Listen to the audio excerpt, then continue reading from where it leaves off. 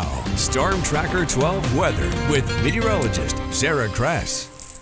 It's looking wet along the I-5 this morning in Phoenix from the La-Z-Boy Furniture Galleries. Also dealing with some strong wind this morning, especially as we're heading over to the coast and into our higher elevations. An area I want to highlight though, as we're heading into into the Shasta Valley region, 43 miles per hour as we're heading towards Weed.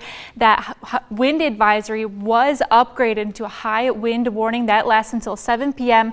on our Friday today, possibly seeing those gusts up to about 58 miles per hour. But checking in with radar this morning, widespread rain across the region, higher elevation snow. Snow levels are at about 4,000 feet this morning. Checking in with those temperatures, 38 degrees in Klamath Falls, 42 in Montague, 38 in Medford, 41 to Grants Pass this morning, and 50 as we're heading towards Gold Beach. Now today our high temperatures are going to make it into the upper 40s into our west side valleys over east of the Cascades. 43 for your high in Klamath Falls, 40 for Lakeview, down into Northern California, into the upper 30s in some areas, but mainly into the mid 40s, and along the coast 51 for Brookings today.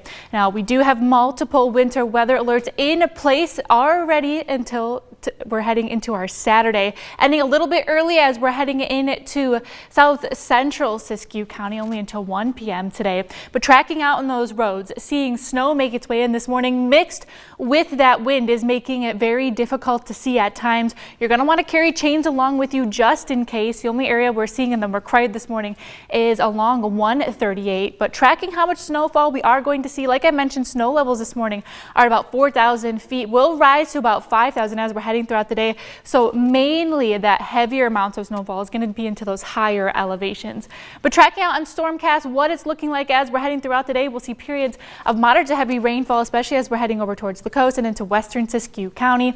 Snowfall as well, especially into those higher elevations, could see possibly about an inch per hour. For example, as we're heading towards Crater Lake, Diamond Lake area. As we're heading into Friday night, we'll see it pick up again overnight into our Saturday, but we'll see shower activity diminish as we head late into the day on our Saturday. What we're tracking next is for an atmospheric river to move in later this weekend. Still working out a little bit of those details, but it could bring in a lot of cold air with it. But let's go ahead and take a look at your 7-day forecast for the coast. It is going to be rainy as we're heading through the next week over into Northern California. We'll see those winds subside as we're heading into overnight hours tonight over into the Klamath Basin. It'll continue to be breezy as we head through our Saturday. We can expect rain and snow likely even as we're heading into next week. Over into the mountains, windy for today, and we can expect some pretty poor visibility conditions as you're driving through those passes.